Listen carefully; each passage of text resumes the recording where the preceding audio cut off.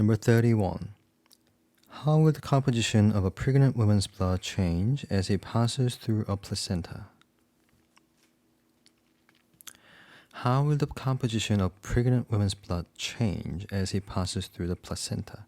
So, let's have a look at the embryo, umbilical cord, and pancreas.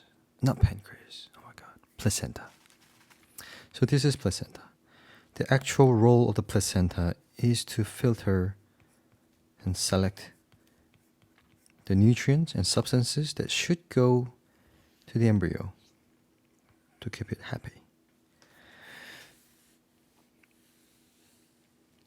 So the concentration of dissolved oxygen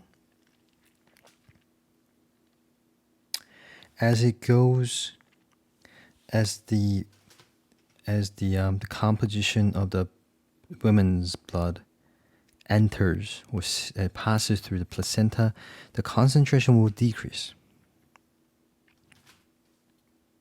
Okay, we're looking at this. We're looking at the blood of the mother. The mother's blood has a lot of oxygen, but then they're taken away from the mother to provide them to the embryo. So the concentration of dissolved oxygen in mother's blood decreases. The concentration of urea gets increased because the embryo still produces urea, although it cannot move freely. As a waste product, it produces a lot of urea and passes to the mother's blood.